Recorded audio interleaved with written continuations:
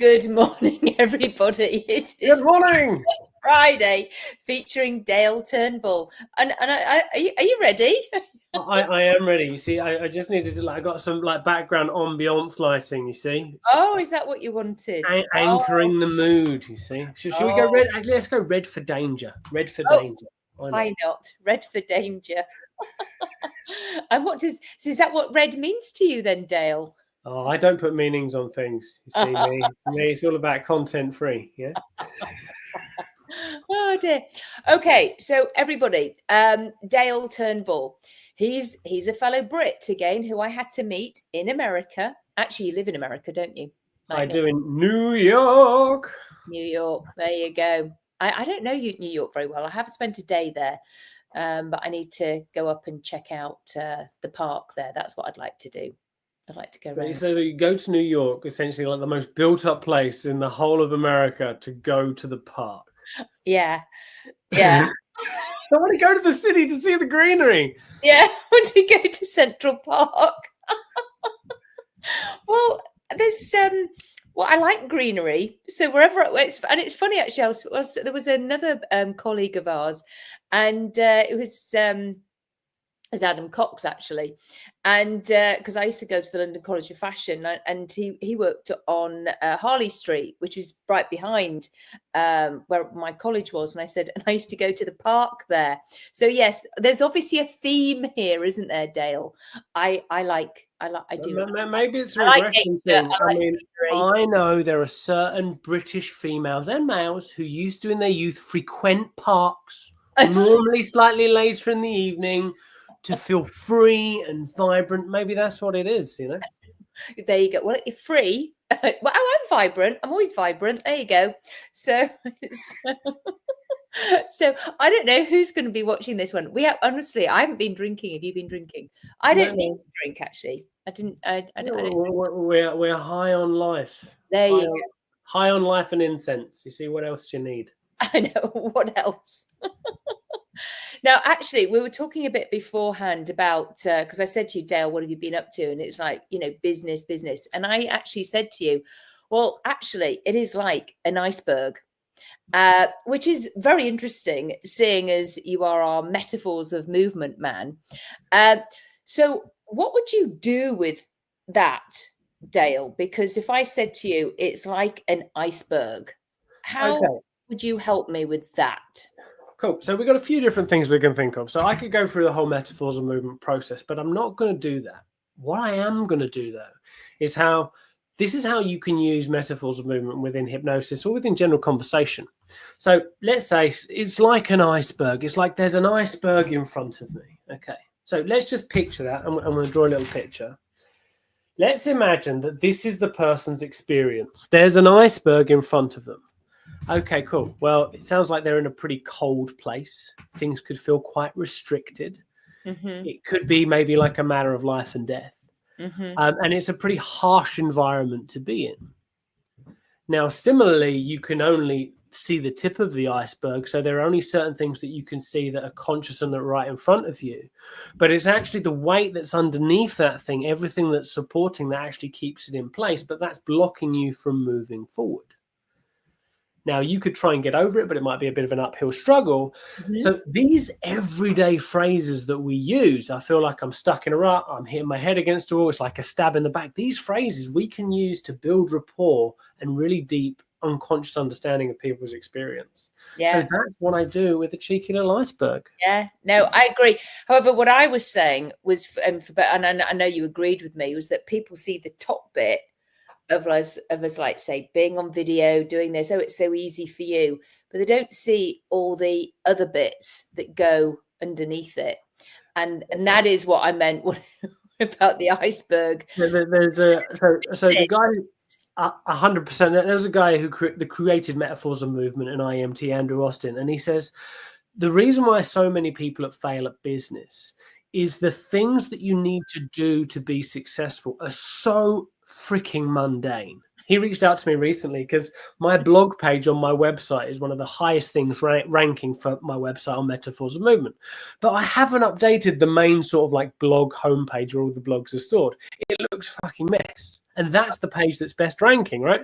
So I've got to redesign the page. I look at the thumbnails for the blog posts and they just look a bit rubbish. So there's a lot of annoying, tedious work that you got to do.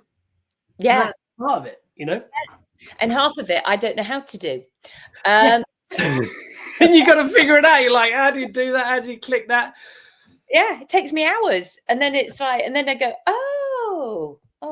okay. Or the other thing is you hire help to do it. They don't do it the way you want it to be done. They don't do it the correct way. And one of the things that I find the biggest in business, you've got to have a pretty good base understanding of everything you do. Yeah. Because how can you say if someone's doing a good job or not, helping you well enough or not, if you don't understand what you're doing? I mean, I've been shot. I mean, I came to the States in 2022. The amount of times I've been shot in the foot with my taxes just because I've been in ignorance about it. And I've like just not had that. But now I'm in a good place. So it's all learning, but not always pleasant. No, everything's a learning. And you're right, because to train a VA up actually to what you want them to do is also like, where do I begin? How do I do that? And you're right. I use the 3Ds, my mentor, Beryl Comer, the 3Ds: do it, dump it, or delegate it. And I love those. But I still find it, I don't mind saying, it's like thumbnails. You said doing a thumbnail. I don't know how to do that. However, of course, if I really fancy doing it, I could Google and YouTube it. How do you do a thumbnail? And then there's so many other bits. The fact is though, it's still like an iceberg, and people just see the top bit of us at of us like, oh, you're so successful. Oh, you're this. I see you everywhere. And it's like, yeah, but it's like all the other stuff, because it takes time to get there. And do you know what? It's like I might be everywhere, but it's like I still got an awful long way to go. I fully agree. It's like, so obviously you're doing the bunny talk process. I'm doing metaphors of movement now. Mark Andreas does it in the States. There are a few other trainers, but not that many people are actively doing it, right? So like bunny talk process, you've created this, you're actively driving to put it out there in the world. Now, the amount of conferences you've been to, the amount of things you've done, yeah, you've got people on your courses and things are slowly starting to build, but it was probably going to take 3, 4, 5 years to get really solid and secure and stable. Yeah. And yet, if we think about standard marketing that comes to coaches, trainers, therapists, all that stuff, it's like results quickly, effectively, easily, lots of money. And it's not, I mean, that could be a limiting belief, but it's not that simple. No, we have to be pragmatic and realistic.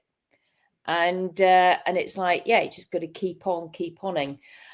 Tell me, when are your next trainings, Dale? Cool. So I got a few different things. So for those of you who don't know, so I do metaphors of movement. Basically, it involves drawing a picture of someone's unconscious reality. Right. Just when your head is there, but just move it to the side again. It looks like you've got 2 little white horns coming out of your head. Move the other side. Like there. That's a print screen for later. And there's a red light, you see, designed that way. Sorry. So, that's cool. So I got 4 different things coming up. For those who know metaphors of movement or interested, I've got a metaphors of movement level 1 and 2 course. Essentially what it does, it helps to make people more aware you can use it on any issue, any problem. So we got that. Okay, that's broader. That's June, July. I've got 2 things that are probably slightly more interesting for coaches and therapists. I've got an introduction to metaphors of movement. So if you're like, this guy seems quite interesting, charming, and sounds knowledgeable-ish, I mean, I've got a free intro coming up where you can experience firsthand what's metaphors of movements like. But if you work with people in relationships, very specifically, like you work with people, it could be couples, it could be people on like with their boss, their family, their friends. I'm doing a workshop called Enhancing Relationships, which is about how we stand as people. Do you put people first? Do you put yourself first? Are other people always right and you never seem to be right? Do you feel like you're having to support and carry everybody? Or do you just sometimes feel like, I don't know, people just look down on you? These ways we communicate are built into our language, but they tell us a lot about our relationships and how we allow ourselves to relate to other people. So I'm going to teach you how to communicate people's relationships in a new, unique, and different way that you can use directly in your practice. I'm not going to lie, this is to get you into metaphors of movement, but if you're like, hey, I just want to work with people on relationships, that's what I'm going to give you.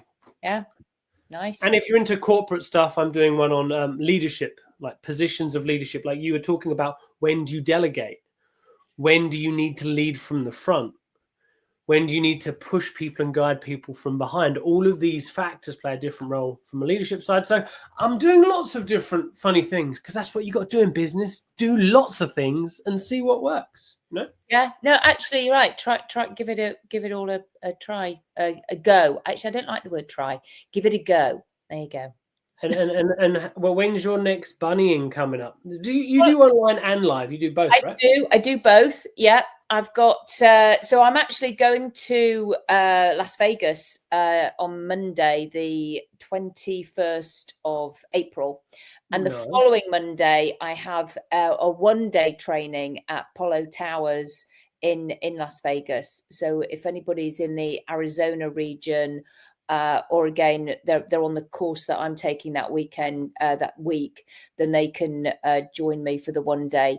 And they get the bonus is they get an online one for that's the bonus. They get an online one for free. Nice. Now, I also have a training online for 2 days. It's the 3rd and 4th of May.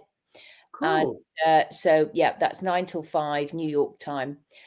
So it'll be a lot earlier if you if you're in Pacific, and then it'll be 2 till 10 in England. However, and that's actually getting quite busy. I've got quite a few on there, about 22 or something. So that's good. And then I've got what else have I got? Oh yeah, so I'm doing one in Australia. So it's Australian time. So it's late my time. It's actually over 4 days because it's like 1 weekend, 2 weeks off, another weekend, because of the timings. That's perfect for anybody in the Pacific area. Nice. Because it's like what would it be, 3 until and it's 4 hours each of the days. So that would be, I can't do the math there, 3 till what's 3 plus 7? 3 till 7. So ultimately, you're covering all global timeframes. I am doing my best to do that. Yeah, that one in June will not be good for anybody in the UK because it'll be early in the morning. So they won't. Are you saying that Brits are early morning people? There may be some. Unless they're still night clubbing. Unless they're still... Like, do people go night clubbing anymore? Do you know, I've just been in England, all right, to our jolly old hometown.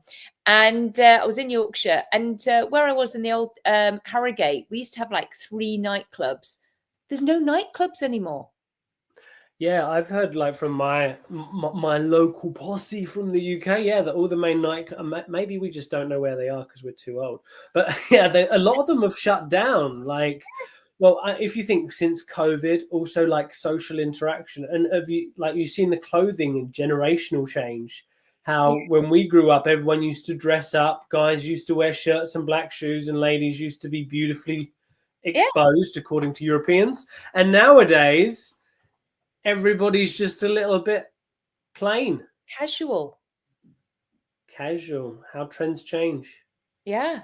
And there's no dancing. And it's just like, and it's interesting because I had to put a post on my thing the other day and I copied it from somebody else, or I shared it rather, how when we dance, you actually make friendships.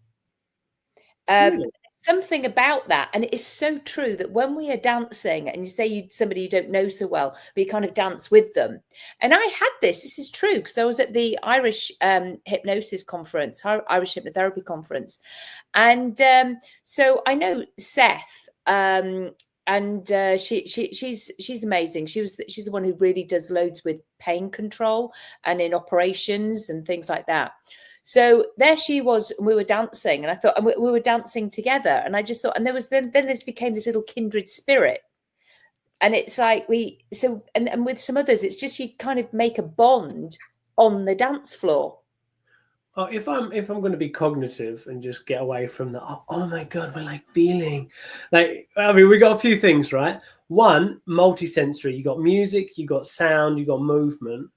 But also you're going to be mirroring people matching, like everyone knows the Macarena. So you're connecting to people's neurological frames, but also you're literally loosening up from a metaphorical standpoint. You're becoming more flexible. Things are more flowing. They are less rigid, less constrained. And you're smiling, especially if it's a banging tune. Yeah. You know, it's the YMCA. You know, everybody's doing that. So everybody's doing the same thing, and it's like we're all laughing, and it's just, yeah. So it's. Well, if you think about it, how often do we dance nowadays? Like we dance and play and stuff when we're children, but as adults, we constrain ourselves more. My wife, she's got this thing that after pretty much every film we watch, if there's a song at the end, she gets up and dances, and she's like, "Come on!" And I'm like, "Oh, jeez, yeah." But it's different, you know. It's interesting. Brilliant. I love that, and so that's why I felt so sad that these youngsters, there's just no dancing. So, are you at the danger? Are you at the danger, Claudia, of saying, "In my day"? In my day, I remember we used to go to the turnpike and dance our life away. These young'uns. I love dancing. Actually, I prefer to dance because I'm a little bit hard of hearing. I'd rather not have to talk to. I can't hear you, so let's just dance. So it's non-verbal. It's much easier for me to dance because if there's lots of music and people are talking, I'm like, oh, I can't do this. It's just too much. I can't follow the conversation well. Either that, or I have to go outside, or just with one person go to a corner. But so I'm much better off just dancing. Easy. Also, it's a good way to get out of potential boring and awkward conversations at a conference. You're like, I just gotta, just dance it. Oh, this song. There you go. Dancing. So, what's your favorite sort of song to dance? Like, I love Latin music, like, because I did German and Spanish at university. Okay. So when I lived in Spain, like when I speak Spanish or I have my Spanish personality on, like, totally different person. So I love Latin music. How about yourself? Well, I did. That was because there was Anna Maria or Christadora. So she asked for some, and we were all doing, doing. So yeah, no, it was so much fun. Actually, ABBA. I am one of those eclectic people. I can dance to all sorts of stuff. So I don't mind. I can turn my hand to any kind of dancing. I have to take my shoes off now, though. Can't do too many years of heels. No, too many. There comes a time it's like beauty is there. I feel beautiful, and now I'm in for comfort. So bare feet is totally fine. Yeah, they have to come off, and then I'm sort of like, and then I drop down about 2 or 3 inches, and I'm this, and I remember when I was at university, and we used to go out, and we used to have a Christian union. So basically, the local Christians or the society at university, they used to set up tea and coffee for all the drunk and alcoholic students. So we used to come, and I knew one of the Christians, and so did one of my old housemates. So she stored her Ugg boots with her friends. So she'd have these heels, and when she'd come out, she'd change. So she had her Ugg boots to walk home. Yeah, absolutely. Yeah. Practical. Yeah. And I'll be doing that at other conferences, standing in my conference shoes and then having another little flat pair somewhere else to slip on. Well, they will also be just as glitzy. Stepping into heaven, comfortable heaven. There you go. Oh dear. Thank you for aging me. Well, it's not. It's youthful. It's about our culture and heritage. I don't care. It makes me wise and wonderful. And as they say, age is in the eye of the beer holder. Well, that is true. Or you're as young as the person you feel. There you go.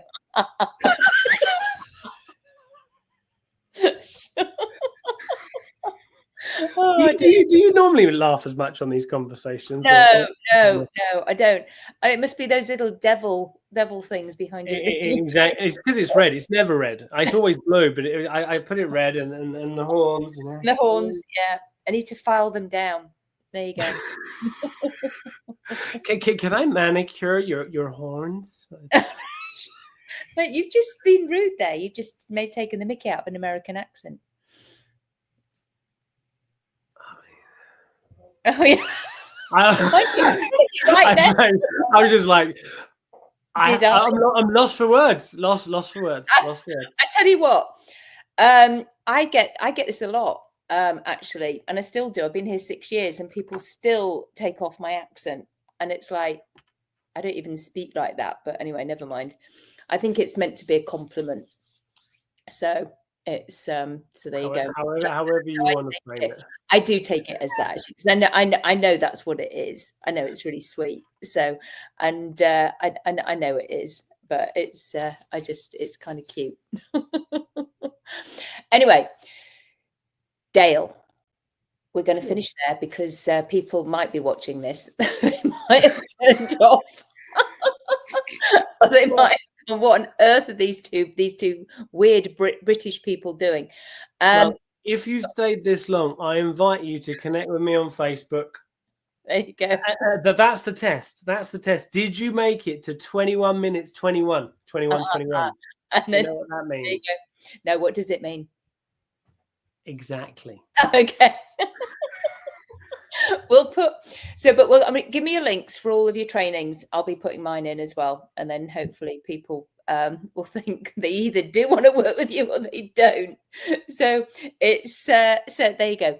But no matter what, actually, you either work with Dale or me, you will actually have a good time, because as you can see, we're quite jolly people, and that's well, actually, life doesn't need to be so serious. You know, we can. As the Joker says, why so serious? Yes, there you go. Oh my gosh, that was quite scary. I do a really good Gollum impression, but maybe that's for our next conversation. Okay, there you go. All right. Anyway, everybody, it's Friday. Have a fabulous day, and we'll see you again soon. So it's goodbye from me, Claudia Rickard, and it's goodbye from Dale. Ciao, ciao.